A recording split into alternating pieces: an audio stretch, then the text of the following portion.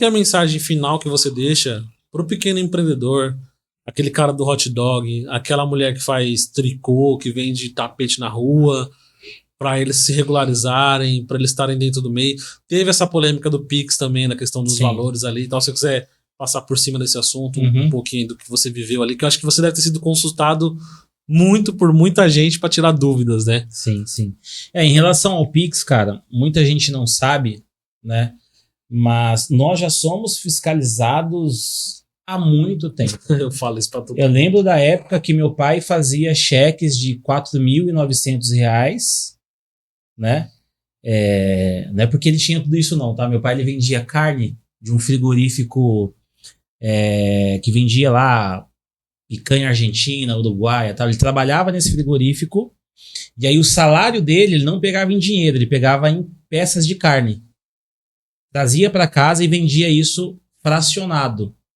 Depois disso, ele conseguiu construir a casa que a minha mãe mora hoje só fazendo isso, cara. Vendendo carne.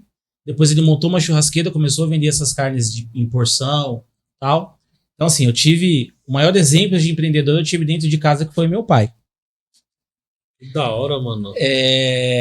E aí, os próprios gerentes de banco colocavam, para você não cair na malha fina, para você não ser fiscalizado, tal, coloca lá R$4.900, porque passou dos 5.000, acende o alerta lá na Receita, né? Então, desde 2000 e pouco lá, a gente já era fiscalizado e assim, você acha que todo o dinheiro hoje que a gente consegue movimentar no Pix também não é fiscalizado?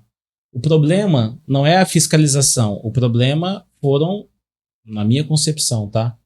Foram as fake news que criaram falando que haveria uma taxação em cima das transações do Pix. E isso fez com que o comércio local ele se retraísse. Por quê? Eu tenho certeza que você já ficou bravo quando você chegou e viu lá que alguma coisa custava R$100, mas se você for comprar no cartão de crédito é 110. Queriam fazer isso com o Pix. No dinheiro é 100, mas no Pix é 110, porque pode ser que eu seja taxado. Então as pessoas começaram a cobrar das pessoas no pode ser. Ou seja, não incentivando mais as pessoas a utilizarem o Pix, ou seja, tentando resgatar novamente o dinheiro vivo, a moeda real. Entendeu? Tanto é que acho que o Procon aqui de Ferraz está fazendo uma ação agora explicando para as pessoas, não pague mais se for no Pix, não precisa pagar mais, é contra a lei. Inclusive, depois que acabou toda essa questão de falar, não vai ter mais a fiscalização do Pix, tal, isso, aquilo, o governo federal colocou, se eu não me engano, uma normativa ou um decreto falando que está permanentemente proibido o acréscimo de valores para quem paga no Pix. Então, assim, o valor do Pix e do débito do dinheiro tem que ser igual.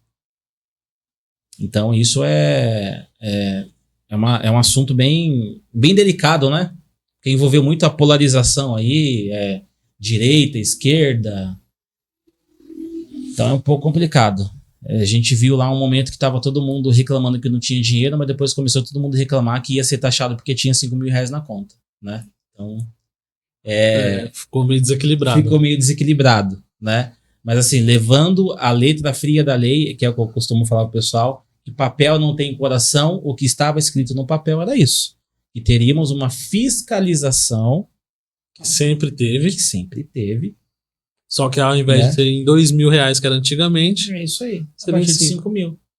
Entendeu? Então, acendeu a luzinha lá, esse cara tá arrecadando. E assim, na realidade, é uma proposta para pegar os grandes sonegadores de impostos, né? Pessoa lá dos 5.000, 6 até 10.000, cara, vou te falar, infelizmente, e não é só aqui no Brasil, tá?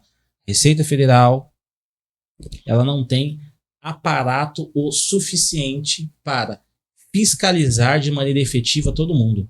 Não existe isso. Não tem, cara. Não tem como. A gente vive num Brasil, a gente vive num país que quando você vai fazer a declaração de imposto de renda, o site cai toda hora porque o servidor não suporta. Como é que eles vão fazer fiscalização de todo mundo? Você entendeu? Mas assim, foi muito bom para conscientizar as pessoas.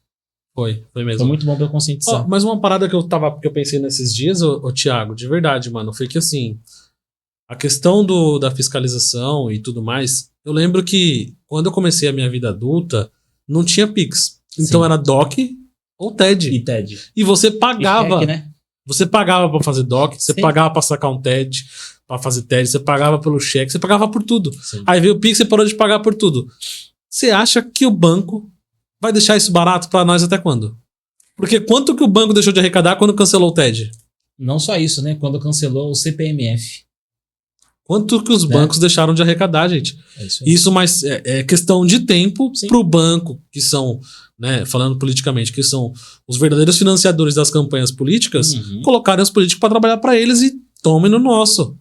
Porque assim, a gente sempre pagou TED, eu sempre paguei TED e DOC. Sim. E a gente não paga mais. Você pagava até pra sacar dinheiro no caixa. Ou que.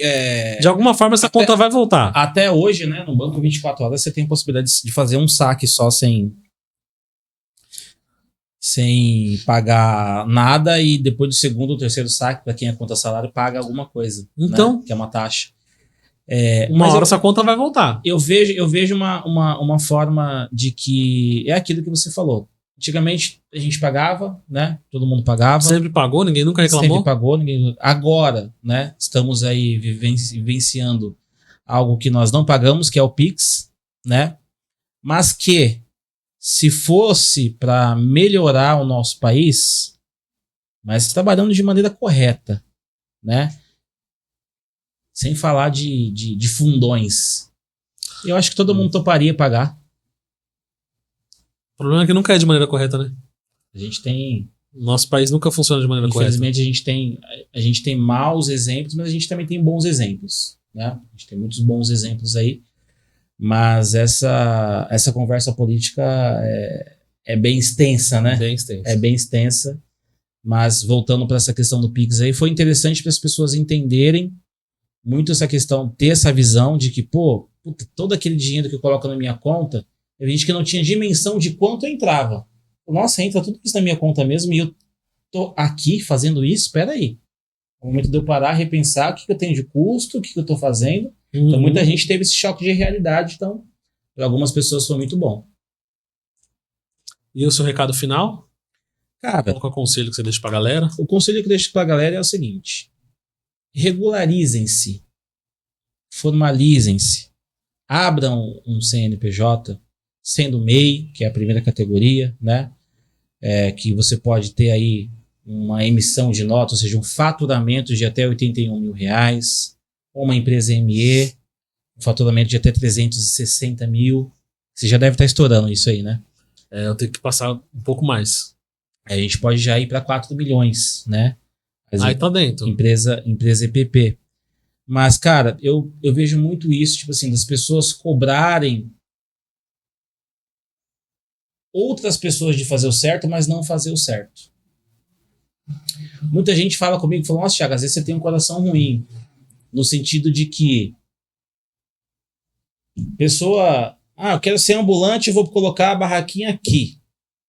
Aí vem outra pessoa, quero colocar aqui, aí eu quero colocar aqui. Daqui a pouco, cara, o que vai acontecer? Uma desordem total. Por isso que precisa ter lei e respeitar a quantidade de espaços que tem. E quando você fala de se formalizar, é a melhor coisa que existe, porque você abre uma bomboniere lá na sua casa e você quer vender refrigerante. Só que você compra o refrigerante do açaí, do atacadão. Quando você abre um mês, você pode comprar direto do vendedor da Coca-Cola. Visando o quê? Qualidade e lucro. Quando chegar lá uma fiscalização na sua porta, você poder apresentar a documentação e falar assim, eu estou correto. Ou seja, para que você possa ser um cidadão de bem, você precisa pagar as suas contas. Para que você possa ser um empreendedor de bem, você também precisa pagar as suas contas, os seus tributos. Não adianta querer apenas ser, só gozar dos benefícios. Eu também preciso que você cumpra as determinações. Sim.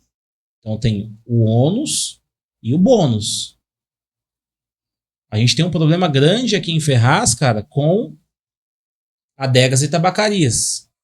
Os caras querem abrir um MEI, colocar 10 pessoas para trabalhar e falar, sou MEI, eu não preciso de alvará de funcionamento. Só que engano deles. né? Porque o próprio Ministério do Trabalho e Emprego, as próprias prefeituras podem desenquadrar o MEI dele e fazer ele virar ME sem ele nem saber. Para fazer com que ele contrate essas pessoas, para que, de fato, ele entenda o tamanho dele como empresário. Qual que é o seu tamanho como empresário? Você não é mais MEI porque você contrata mais do que uma pessoa, porque você arrecada mais do que R$81 mil no ano, porque você tem um empreendimento que é de alto risco, que tem gás, que tem aglomeração de pessoas. Então a gente faz uma conscientização para as pessoas de que se formalizem e se formalizem da maneira correta, porque a partir daí você só tem a ganhar. E outra coisa, gente, tem muita prefeitura precisando que os MEIs vendam para elas. A prefeitura ela ganha muito quando o MEI da cidade presta serviço para ela. A gente está falando de desenvolvimento econômico, a gente está falando de girar a economia. A gente estava conversando no off, né? Se eu for fazer uma compra por referência, eu posso pagar até 3 vezes mais do que vale o produto. Que compra é essa, Thiago? É a compra de um pé de alface de uma família que produz a partir da agricultura familiar. Imagine o quanto não vou estar incentivando essa família a produzir mais e mais. Um pé de alface que poderia ser R$1, eu consigo pagar R$3. E não estou fazendo nada fora da lei, não. A Lei 14.133, que é a nova lei de licitação, ela me dá toda essa possibilidade. Ela fala que eu tenho que prestigiar, não é beneficiar. Eu tenho que prestigiar o comércio local. Caraca, que da hora, mano. Então, hoje nós temos um aparato jurídico do governo federal que nos dá ampla possibilidade de fazer o que quiser, cara. Vou falar para você que a partir do momento que você se formaliza, o céu é o limite. E estou sempre à disposição, cara, o que precisar.